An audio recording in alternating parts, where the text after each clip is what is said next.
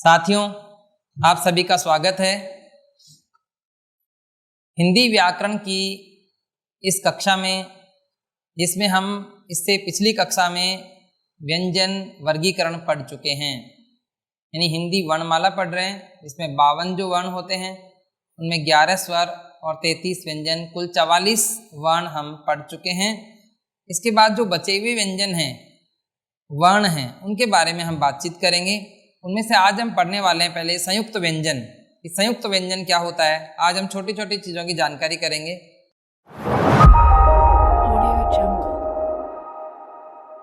तो सबसे पहले संयुक्त व्यंजन देखेंगे।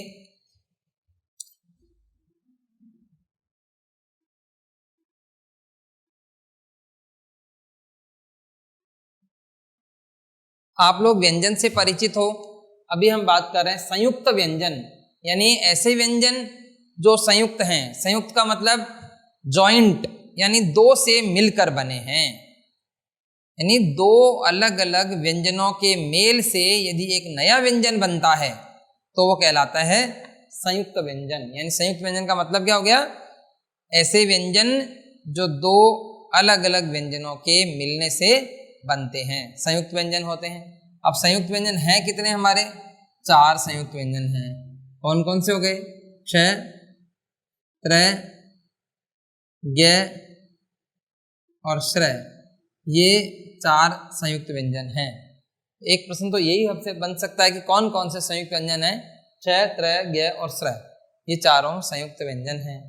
ये हमसे जो एक प्रश्न पूछा जाता है कि ये किन किन से मिलकर बने हैं, तो ये किन किन से मिलकर बना है, ये क और श से मिलकर बना है, ये तय और रै से मिलकर बना है, ये जय और अंक से मिलकर बना है, और ये श और रै से मिलकर बना है। देखो, इनसे संबंधित जो प्रश्न हमारे परीक्षा में कभी बन सकता है वो यही है, एक तो कि किन किन से मिलकर बने हैं। तो क्षय किससे मिलकर बना, क और श, त्रय, तय और रै, ज्ञ, जय और अंग, और श्रय, श और रै, इनसे मिलकर ये बने हैं। पहले वाला जो होता है वो स्वर रहित होता है और बाद वाला स्वर सहित होता है, ये हमें ध्यान में रखना है। तो एक बात तो ये होगी किन किन से मिलकर बने हैं, यहाँ से भी एक प्रश्न परीक्षा में आता है। और एक दूसरी तरह का जो प्रश्न आता है वो वर्णमाला के क्रम से आता है, देखेंगे। अभी जैसे हम लोग इसकी बात करते हैं अक्षय की, जैसे किसी का नाम मान लो है जैसे मीनाक्षी, अब उसकी हम अंग्रेजी जो स्पेलिंग करते हैं वो जैसे हमने ले लिया MINAKSHI, इस तरह से हम स्पेलिंग करते हैं। तो इसको देखो, ये क है और ये यहाँ इसके साथ श है, मतलब इन दोनों का मिला, इसीलिए इसकी स्पेलिंग हम KSH करते हैं। इससे आपको थोड़ा सा याद भी रह जाएगा कि क और श कैसे है। मतलब आप देखो स्पेलिंग से आप आइडिया लगा लीजिए। इसी तरह देखो लिखेंगे जैसे दीक्षा, क्या हो जाएगा, DEEKSHA, तो ये क और ये श, ये दोनों भी इसमें आ गई। तब इसकी स्पेलिंग इस तरीके से करते हैं। तो एक बात हमने किसकी करी, अक्षय की करी। वर्णमाला में या शब्दकोश में ये जब हमें पूछा जाता है कि कहाँ आएगा, तो एक क वाली लाइन में ही आएगा ये। एक बात और है, डिक्शनरी में, हिंदी की यदि डिक्शनरी जो शब्दकोश है उसमें यदि हम इसको देखेंगे तो ये हमें क वाली लाइन में ही मिलेगा, यानी ख से पहले ही मिल जाएगा। इस तक को यहाँ तक आने की जरूरत नहीं है, ख से पहले हमें ये मिल जाएगा। जैसे आपको मान लीजिए क्षमा शब्द ढूंढना है, क्षमा, और उसका अर्थ ढूंढना है डिक्शनरी में, तो क्या होगा, कहाँ मिलेगा वो, क जो है क वर्ण उसके अंतर्गत मिल जाएगा, ख से पहले पहले ही मिल जाएगा। कुल मिलाकर ये क में मान लिया गया है, जिससे इनकी शुरुआत होती है वहीं से इनको माना गया है। इसी तरह जैसे त्रय, त्रय क्या है, जैसे साथियों देखेंगे कि जैसे आप लोग क्या करते हैं, पै लिखते हैं, पै ले लिया और इसके नीचे रै लगा दिया, पै के नीचे रै लगा रहे हैं। इसी तरह हम क्या कर रहे हैं, कै के नीचे भी रै लगा रहे हैं, ये कै के पै के नीचे रै लग रहा है। इस कभी हमने पिछली जो व्यंजन को स्वर रहित करने वाली कक्षा पढ़ी थी उसमें ये देखा था कि ये जो व्यंजन है इनमें ऊपर वाला क्या होता है, आधा होता है, स्वर रहित होता है, और नीचे वाला क्या होता है, पूरा होता है, यानी स्वर सहित होता है।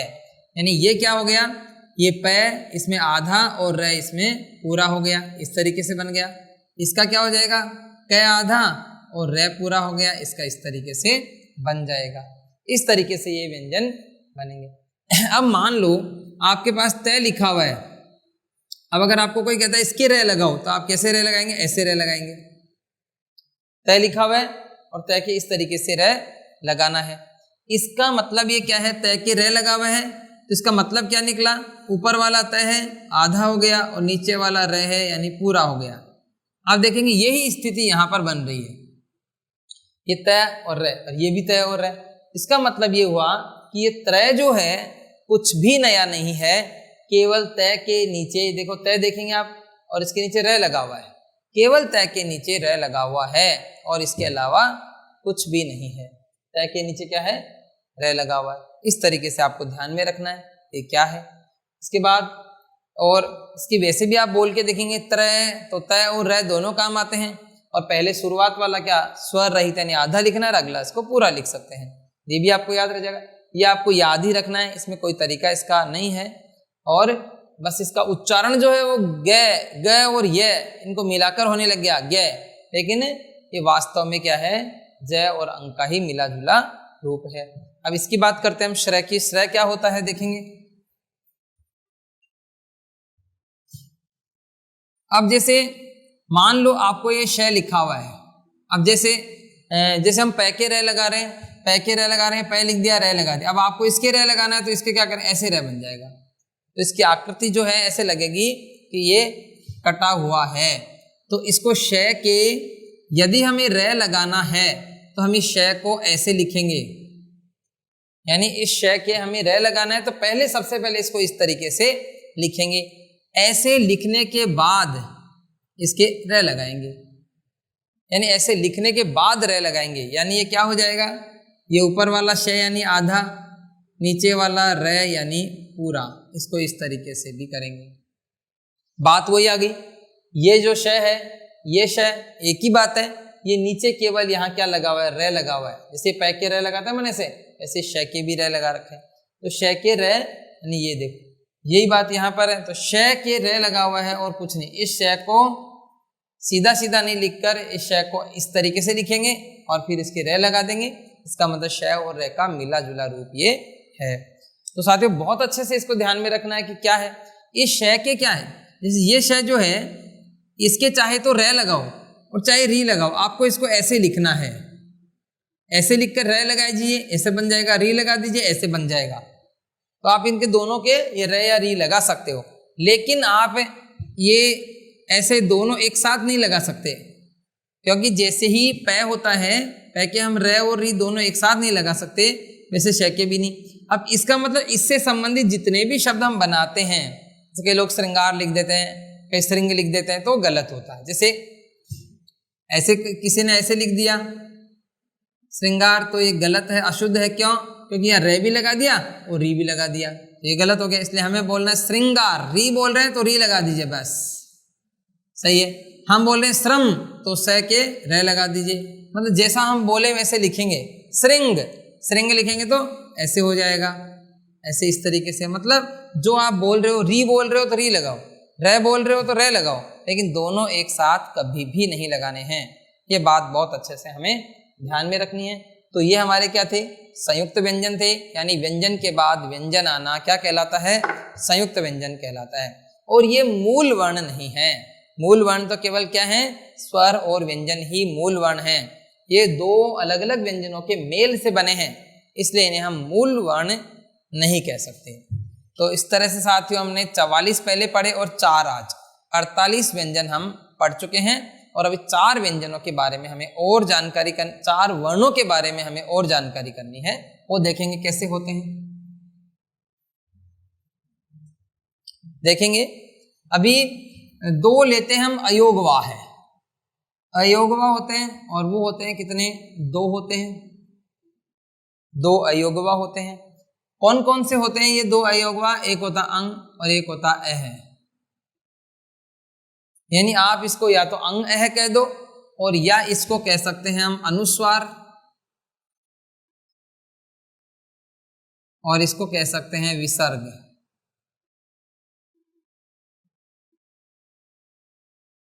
इसको कहते हैं अनुस्वार और इसको क्या कहते हैं? विसर्ग। यानी अनुस्वार और विसर्ग जो हैं वो दोनों मिलकर दोनों क्या कहलाते हैं? अयोग वाक्य कहलाते हैं। अयोग वाक्य का मतलब जिसका योग नहीं है, किसमें? स्वरों में, यानी इनको हमने स्वरों में जोड़ा नहीं है, इसलिए दोनों अयोग वाक्य कहलाते हैं। इसमें केवल इतनी सी बात ध्यान रखनी है साथियों कि अयोग वाक्य कभी कभी परीक्षा में पूछ लेंगे, अयोग वाक्य किसे कहते हैं, कौन कौन से होते हैं अयोग वाक्य? तो हम क्या बताएंगे? अंग अह, या तो बताएंगे अंग अह अयोग वाक्य कहलाते हैं, या हम बताएंगे कि अनुस्वार और विसर्ग अयोग वाक्य कहलाते हैं। ये हमारे 52 वर्णों में शामिल हैं, ये आपको ध्यान में रखना है। इसके बाद में हम आगे बढ़ते हैं।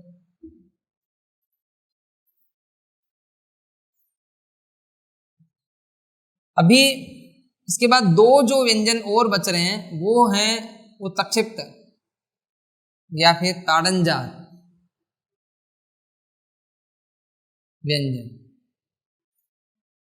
उत्तक्षिप्त और ताड़नजात व्यंजन, और ये कितने होते हैं? ये दो होते हैं, एक होता है ढ और एक होता है ढ। ये दो क्या हैं? उत्तक्षिप्त या ताड़नजात कहलाते हैं। बहुत सारी परीक्षाओं में पूछे भी गए हैं कि कौन सा उत्तक्षिप्त व्यंजन है, या इनका दे देंगे कि ये कौन, ये जैसे अड़ दे दिया, ढ दे दिया, और पूछेंगे किस प्रकार के व्यंजन हैं, तो ये क्या है? उत्तक्षिप्त व्यंजन है। उत्तक्षिप्त का मतलब हुआ फेंकना, यानी इन व्यंजनों का जब उच्चारण करते हैं अड़ ढ, तो यूं लगता है कि इन व्यंजनों को जीभ के द्वारा आगे की तरफ फेंका जा रहा है, यानी इन व्यंजनों को फेंका जा रहा है, इसलिए क्या कहला रहे हैं? अड़ ढ, यानी उत्तक्षिप्त। उत्तक्षिप्त का मतलब होता है फेंकना, और इनको हम ताड़न जात भी कहते हैं। ताड़न जात का मतलब भी ताड़ना या डांटना, फटकारना, तो वो भी एक ही बात, फेंकने से इसका अर्थ लगाया गया है। तो ये दोनों क्या कहलाते हैं? उत्तक्षिप्त हैं। और कौन कौन से? अड़। ये विशेष ध्यान रखेंगे कि ये जो बिंदी लगी हुई है तभी ये उत्तक्षिप्त हैं, यदि ये बिंदी नहीं है नीचे तो फिर ये उत्तक्षिप्त व्यंजन नहीं है, ये आपको विशेष ध्यान रखना है। तो ये उत्तक्षिप्त व्यंजन, इस प्रकार से हम कितने व्यंजनों तक पहुंच गए? हमारे 52 कितने वर्णों तक पहुंच गए? 52 वर्णों तक। तो 52 वर्ण हमारे इस तरह से पूरे होते हैं। याद करेंगे कैसे कैसे? 11 स्वर, 33 व्यंजन, इन सभी का वर्गीकरण हमने पढ़ लिया, बहुत सारी महत्वपूर्ण बातें हमने समझ ली, और 4 संयुक्त व्यंजन जो आज की ही कक्षा में हमने पढ़ा। 4 संयुक्त व्यंजन किन किन से मिलकर बने हैं, कैसे होते हैं? 2 अयोगवाह, अंग अह, अनुस्वार और विसर्ग अयोगवाह, और 2 उत्तक्षिप्त व्यंजन या ताड़नजात व्यंजन जो हम बोर्ड पर देख रहे हैं। इसके बाद में हम इसमें आगे जो कुछ महत्वपूर्ण जो बातें हैं वो हम आज की और कल की कक्षाओं में करेंगे। इसके बाद ये पूरा टॉपिक जो है हमारा बेसिक जानकारी का ये पूरा हो जाएगा, और फिर हम आगे अगला टॉपिक है वो शुरू करेंगे, जो भी इसे संधि या कुछ भी और लेंगे वो शुरू कर सकते हैं, देखेंगे। अभी कभी कभी हमारे शुद्ध अशुद्ध में भी चक्कर पड़ जाता है कि जैसे बिंदी होती है और एक चंद्र बिंदी होती है, इनमें क्या तो अंतर होता है और कैसे इनको पढ़ते हैं, क्या करते हैं, वो सब बातें हम लोग करेंगे अभी।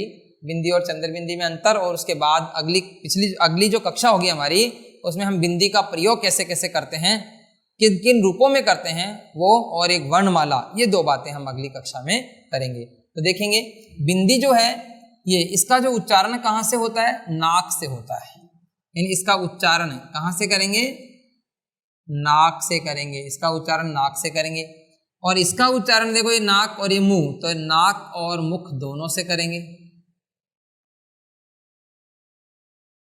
इसका उच्चारण नाक और मुंह दोनों से करेंगे। देखो उच्चारण इसका बिंदी नाक से उच्चारण, इसका चंद्र बिंदी है नाक, देखेंगे आप ऐसे ही नाक और ये मुख, ऐसे नाक और मुख दोनों से इसका उच्चारण करते हैं।